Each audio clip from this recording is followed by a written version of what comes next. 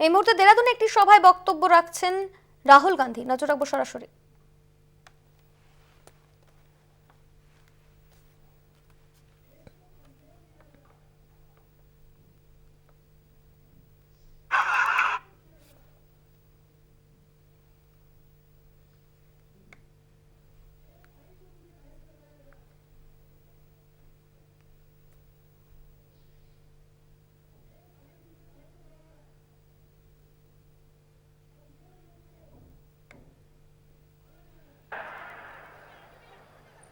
और पूरी की पूरी सरकार 2-3 लोगों के लिए,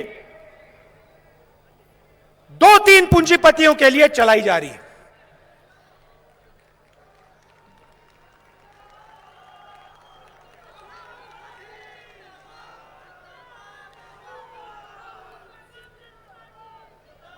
तीन बिल, काले कानून,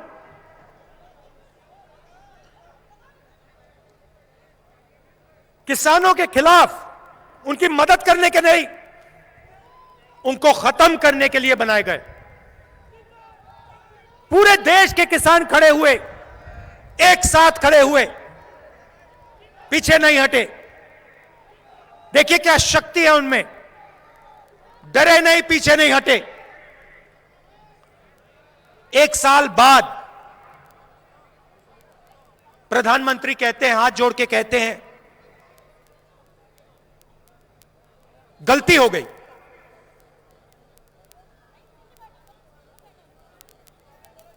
माफी मांगता हूं। और फिर माफी मांगने के बाद जो 700 किसान शहीद हुए, उनके बारे में बीजेपी के लोग पार्लियामेंट में कहते हैं कि कोई शहीद नहीं हुआ, एक किसान की मृत्यु नहीं हुई। पंजाब की सरकार ने 400 किसानों को कंपनसेशन दिया। मैंने लिस्ट निकालकर पार्लियामेंट में रख दी, कहा ये देखो, ये है पंजाब के 400 किसान, हरियाणा के 70 किसान, इनको आप कंपनसेशन दीजिए। कंपनसेशन तक नहीं दी। किसके लिए काम किया जा रहा था? भाई और बहनों, ये गलती नहीं थी, ये साजिश थी। किसके लिए किया जा रहा था? दो उद्योगपतियों के लिए, 2-3 उद्योगपतियों के लिए। हिंदुस्तान के हर एक किसान की आमदनी की मेहनत उनसे छीनी जा रही थी। कांग्रेस पार्टी खड़ी हुई, किसान खड़े हुए, बाकी विपक्ष के लोग खड़े हुए, इसीलिए प्रधानमंत्री ने माफी मांगी।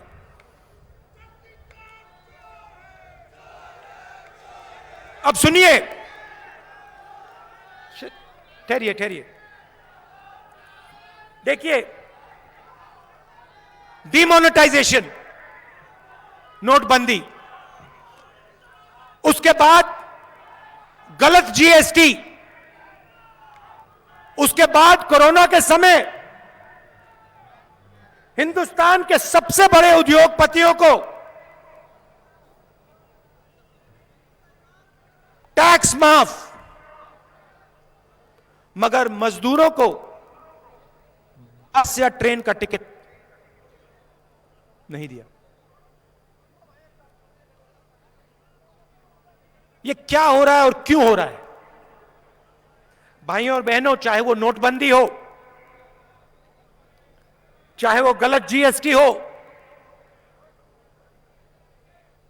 चाहे कोरोना में जो सरकार ने एक्शन लिए वो हो, ये तीनों काम हिंदुस्तान के जो छोटे बिजनेस वाले हैं, मिडिल साइज बिजनेस वाले हैं, किसान हैं, मजदूर हैं, इन पर हिंदुस्तान के सबसे बड़े 2-3 पूंजीपति का आक्रमण है। यहां से लोगों का प्लान होता है, क्योंकि उत्तराखंड में आपको रोजगार नहीं मिलता। क्यों नहीं मिलता, यह सवाल आपको पूछना है। इसका कारण यह है कि जो आपको रोजगार दे सकते हैं, छोटे बिजनेस वाले, मिडिल साइज बिजनेस वाले, दुकानदार, उनको नरेंद्र मोदी जी की सरकार ने, बीजेपी की सरकार ने नष्ट कर दिया है, खत्म कर दिया है। नोटबंदी, जीएसटी, ये हथियार हैं भाई और बहनों, ये पूंजीपति के हथियार हैं। नरेंद्र मोदी जी इंप्लीमेंटर हैं, वो उनका है।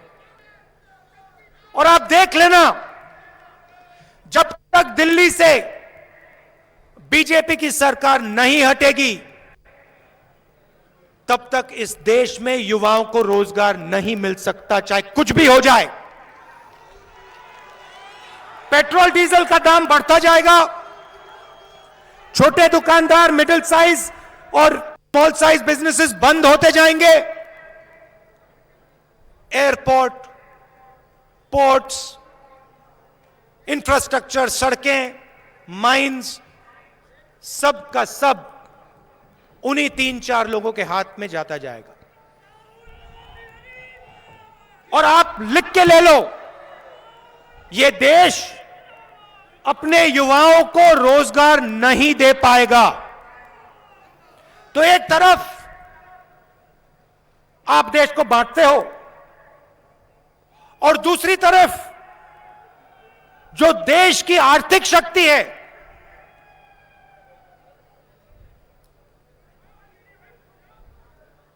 उसको आप नष्ट करते हो। भाइयों और बहनों, यह मत सोचिए कि हिंदुस्तान मजबूत हो रहा है, गलतफहमी में मत रहिए।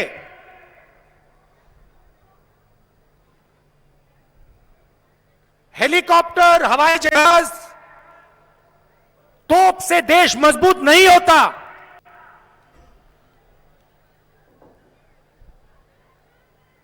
देश मजबूत जब होता है जब देश का नागरिक मजबूत होता है, जब देश की जनता बिना डरे, बिना झिझके, बिना घबराए काम कर सकती है, जब देश की आवाज देश में चारों तरफ आसानी से बिना डरे बोल सकती है, तब देश मजबूत होता है। भाइयों और बहनों, बांग्लादेश लड़ाई के समय देश मजबूत था, हमारे इंस्टीट्यूशंस मजबूत थे, सेना और सरकार के बीच में जबरदस्त रिश्ता था। सरकार सेना की सुनती थी, सेना सरकार की सुनती थी, एक दूसरे का आदर करती थी, कम्युनिकेशन था।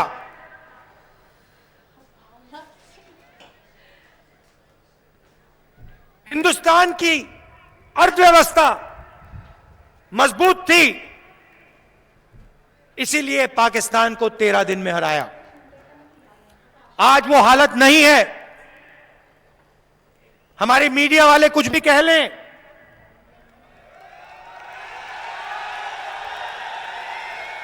राफेल हवाई जहाज के जितनी भी फोटो दिखा दें, भाइयों और बहनों, हवाई जहाजों से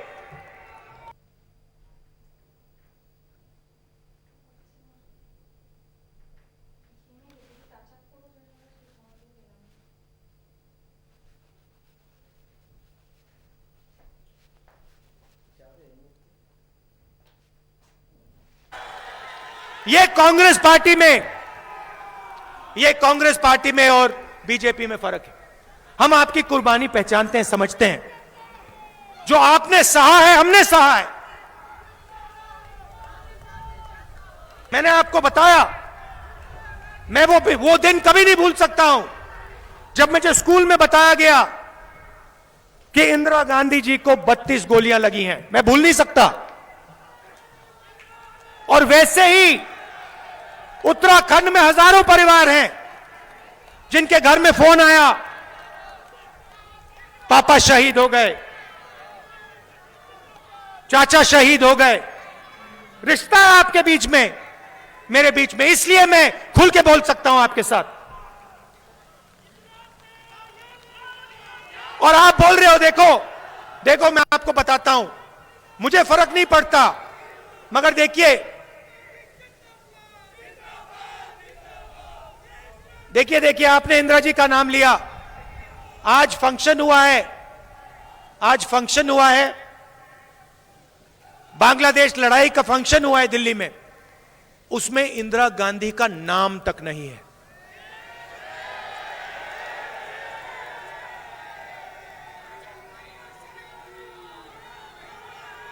जिस महिला ने 32 गोली खाई, इस देश के लिए 32 गोली खाई, उनका नाम तक नहीं है, इनविटेशन में नाम तक नहीं है। क्योंकि सच्चाई से भाइयों और बहनों सरकार डरती है। मुझे कोई फर्क नहीं पड़ता, नाम हो या ना हो,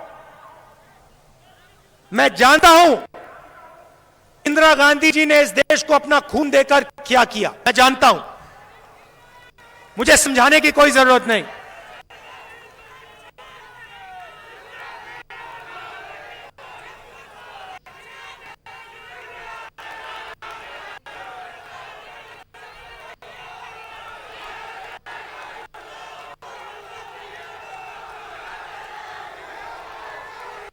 चुनाव है, चुनाव है, मैं आपको दो तीन चीजें कहना चाहता हूं, दो तीन चीजें कहना चाहता हूं। आपके सामने सबसे बड़ी समस्या बेरोजगारी की है। आपके लोग यहां से पलायन करते हैं, बाकी प्रदेशों में जाते हैं, और आपकी दूसरी मुश्किल, दूसरी कठिनाई महंगाई।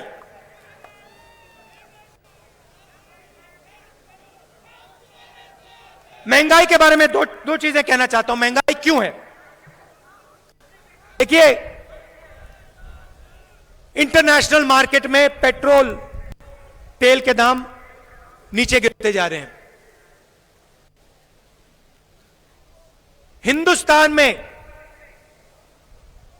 दुनिया में सबसे ज्यादा टैक्स पेट्रोल पे हिंदुस्तान में है। 10 लाख करोड़ रुपए